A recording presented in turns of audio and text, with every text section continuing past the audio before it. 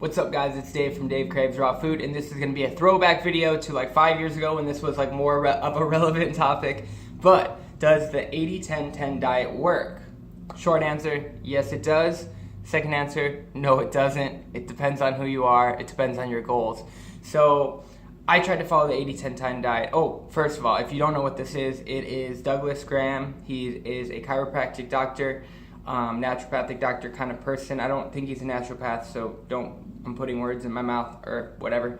So he came up with this book where it's all based on raw food, and it's a calorie macronutrient ratio. So 80% carbs, 10% fat, 10% protein.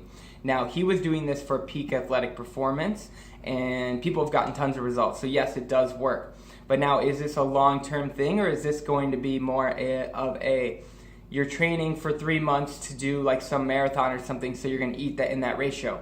That is what I have found it to be more of than like a long-term lifestyle, like years and years and years, just based on my experience. So when I was trying to do 80-10-10, I kept wanting to eat, like it was kind of like based on the calories I was eating, like I could eat like a half of an avocado a day. And I'm like, dude, I'm not going to cut up this avocado and just eat half of it. Like, I hate leaving it in the fridge. It's not going to be as good tomorrow, So I would, at first, just eat the whole one. I'd be like, well, whatever. So I never, really felt like I wanted to do it fully. There were a couple weeks when I did. I was very strict. I don't even think I ate any overt fat. So it was like 95.5 or 85, whatever. It was what it was.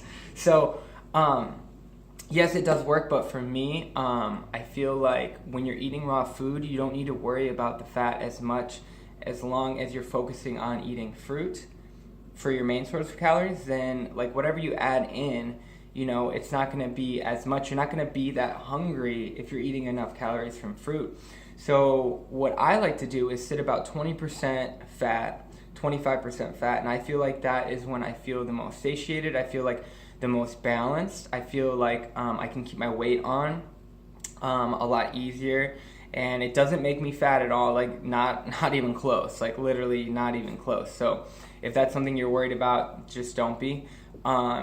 Yeah, and I just feel like we need omegas, so we need to eat our chia seeds or flax seeds, hemp seeds every day.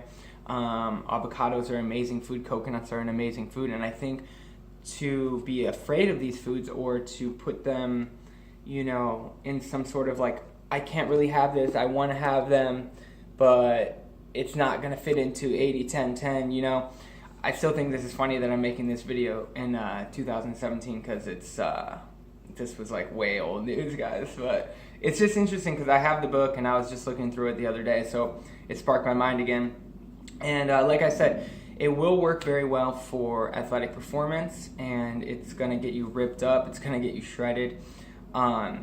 It's going to give you a lot of energy, but that's not saying, see, what I like to do, sorry, I had to crack my fingers. What I like to do is I like to, eat the fruit all day, get really energized, and then at night have like a salad with some fat on it, And for me, like, I do eat nuts, but mostly if I'm eating like fat, it's going to be avocados, coconuts, seeds, so chia seeds, flax seeds, hemp seeds, sunflower seeds, pumpkin seeds. So I like the seeds a lot more than the nuts, but the nuts are like a nice treat to, like make walnut meat or, make almond coconut yogurt, that sort of thing. Like, those are good to have every once in a while, but the seeds are more of like, I feel like what we should focus on. They're just a little bit easier to digest in my personal experience, and especially if you soak them ahead of time. So yeah, I feel like we need to be as balanced about promoting a raw food diet as possible. So to tell people like they can't eat more than an avocado a day or something like that, I think that gets people into this like fear of like fat mindset where they think that, like if they eat 15% fat, they're going to start gaining weight, and that's just not true, especially if it's raw. So here's another thing. The difference between raw and cooked fats is huge. So one, cooked oils is going to enter the body, and your body's not going to know what to do with it, because the fatty acids, let's say when they're raw, they're like this, and your body can just take them apart, do what it needs to do with them. when it's all cooked, they're all like this, and your body can't really do anything with it. It can't really figure out what to do with it, so it stores it. So that's why when we're eating all this fast food and junk food, it has a lot of trans fat. Our body has no clue what to do with that, so it stores it. Again, if you're using oil and you're eating it raw, now that's one thing. I still don't think it should be a big part of your diet, but if you put a tablespoon on something, you know, I don't believe it's gonna hurt you. You know what I mean? Especially if it's raw. But if you cook that, now that's a totally different story, because then it changes the chemistry of it. Again, it makes it all like that, and then your body cannot digest it. And it can digest it, but it's not going to be able to utilize it the same way that if it wasn't cooked. So that is a big thing to pay attention to when you're eating and consuming oils.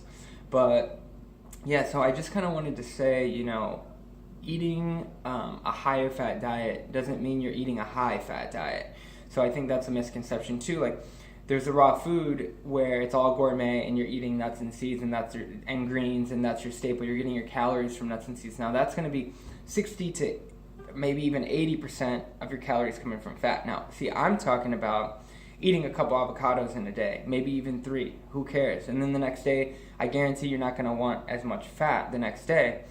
And so it's more about eating 20 to 30, 25 really, but 30 max. Like 30 is too much to me. 20%, 15 to 20% is kind of where I feel my best. And I don't even know that it's exactly like that, but based on how many calories I eat, I can kind of like just guess, because I've been doing this for a while, that it's around 15 to 25, 25 being on the higher days.